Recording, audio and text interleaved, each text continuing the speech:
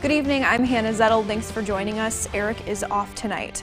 As new details surrounding the deadly shooting at Don Carter Lanes over the weekend come out, the Rockford community continues to offer support and cope with a tragedy that hits close to home. Investigators say around 6:30 Saturday night, a gunman opened fire, killing 3 men. 2 teens and another man were also shot and are hospitalized. Police arrested 37-year-old Duke Webb. The Special Forces sergeant from Florida faces 3 counts of first-degree murder and 3 counts of attempted first-degree murder. In court today, Webb was denied bail. His lawyer says the Green Beret suffers from PTSD and had plans to seek medical treatment within the next few weeks for a traumatic brain injury. Winnebago County State's Attorney Jay Hanley named the victims deceased today. 73-year-old Dennis Steinhoff and 69-year-old Jerome Woodfork from Rockford and 65-year-old Thomas Furseth of Machesney Park were all shot to death. Hanley says one 63-year-old man is in critical condition, suffering from multiple gunshot wounds. The other surviving victims include a 14-year-old boy who was shot in the face and a 16-year-old girl shot in the shoulder. Hanley also revealed why the suspect was in Rockford. One question that's arisen is, why was Mr. Webb in Rockford, Illinois? He was originally from Florida. He was here on leave visiting family. Another shooting victim's family is speaking out tonight. 14-year-old Prentice Wynn was shot in the face Saturday and is still in the care of doctors. His sister tells Alexis Carpello Prentice's fight-or-flight instincts kicked in and are part of the reason he's alive today. My brother ran, holding his face and ran. He was close range with him. He shot my brother and then he proceeded to shoot. Saturday evening, 14-year-old Prentice Wynn was shot in the face at Don Carter Lanes. Seconds later, he hit the ground running, each step trying to get as far away from the bowling alley as he could. Even after the incident, he was able to run. And he was running. He was almost at home. That's how fast he was running. His stepfather had to bring him back to the ambulance because he was almost at home. Prentice's sister, Lavonda Wynn, says he's now in stable condition in a Madison hospital. The bullet is still lodged underneath his eye, and they're not right now talking about removing it because it might cause damage. Prentice is on a long road to recovery. So we don't know what's next. We don't know the damages yet. He is telling us a little something. He's not talking like he was prior to this incident. My mom said he was sleeping and he started, screaming in his sleep and shaking. Like, it's traumatic, the trauma of it all, because he's only 14 and it just happened just like that. Now the family is left praying he'll be the same young kid he was before the shooting. This is one of those things with trauma. You never know, later or how would this affect him. I hope that after this, he can still look in the mirror at himself and love himself the same as he did before this. Reporting in Rockford for your home team, I'm Alexis Carpello. Several GoFundMe pages have been established to help the shooting victims and their families. You can find those links on our website, mystateline.com. Rockford police investigate another deadly shooting late this morning. It happened just before noon at the BP gas station on 11th Street and 18th Avenue. That's near Key Malquist Park. Investigators say one person died after being shot. Police have not said what led up to the gunfire or if any arrests have been made. The investigation is ongoing. Anyone with information is urged to contact Rockford PD or Crime Stoppers. The man accused of starting a Christmas night fire at the Forest City Tennis Club has bonded out. Jacob Wilson appeared in court Saturday. He's charged with criminal damage to property and criminal trespassing. It took fire crews 7 hours to put the flames out at the building near the old clock tower. They say that was because of cold temperatures and the size of the building. The building has since been demolished. No one was hurt. The center was vacant at the time of the fire. Wilson is due back in court February 4th.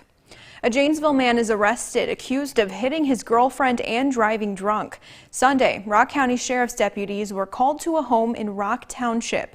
Investigators say they found 32-year-old Ryan Avery down the road in his truck. Avery allegedly showed signs of being intoxicated and told deputies he had been drinking. The 32-year-old was arrested. He faces charges including his 4th OWI. A Christmas weekend car crash leaves a State Line K-9 officer dead and his law enforcement agency's hearts broken. Dylan Saraki has the latest details on K-9 Loki's legacy and the importance of Illinois' move-over law. It's a big loss. We're all devastated here. Boone County Sheriff's Deputy Perry Gay says the department is still reeling after K-9 officer Loki was killed in a car crash early Sunday morning. Loki's handler, Deputy Robert Rosenkrantz, was conducting a traffic stop on I-90 when his squad car was hit with Loki inside. Loki not only becomes a member of our department, but also a member of his family. And, they're not sitting here at the department in a kennel somewhere that he picks up when he comes to work.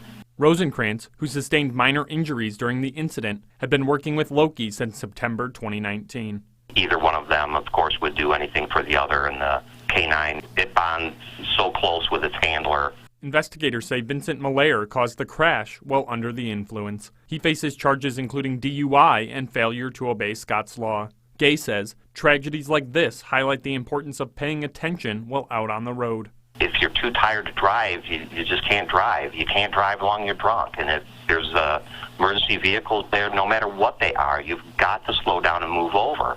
In the wake of Loki's death, Gay says dozens of community members have offered financial support to the department's K-9 program. If you want to help, the deputy chief suggests donating directly to the sheriff's office. The sheriff's office, we're not soliciting donations by any means, but we know there's a lot of people out there with an awfully big heart, and they really want to do something. The department says they will hold some sort of funeral service for Loki in the near future. In Boone County, for your home team, I'm Dylan Saraki. Illinois health officials confirm more than another 3,700 new cases of coronavirus. That brings the total number of cases to nearly 938,000. 104 people died, including 2 from the state line. Since the start of the pandemic, nearly 16,000 Illinoisans confirmed to have had COVID passed away. The state's positivity rate sits at 6.8%. Of those who contract the virus, 98% recover. Later this week, the state of Illinois will offer another mobile testing site in Boone County. Thursday, health officials will set up at the county administration campus on Logan Avenue in Belvedere. Healthcare workers were there today, too. Drive-through and walk-up testing is available. Anyone can be tested. It's free.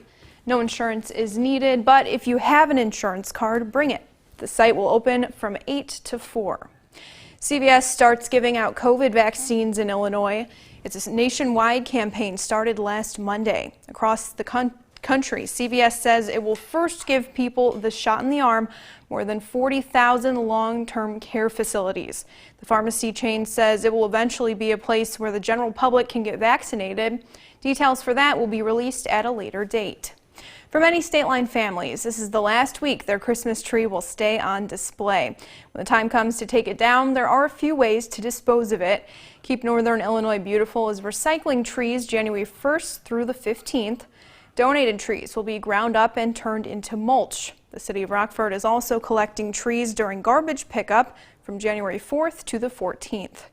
All ornaments and wire must be removed, and trees over 4 feet tall should be cut in half. A Christmas surprise made one State Line nurse's holiday a little brighter. Kim Roberts works at Swedish American Hospital in Rockford.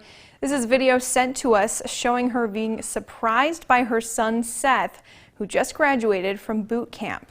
He wasn't expected home in time for Christmas, which explains her shocked reaction. Kim's coworkers had been in touch with Seth to plan the surprise.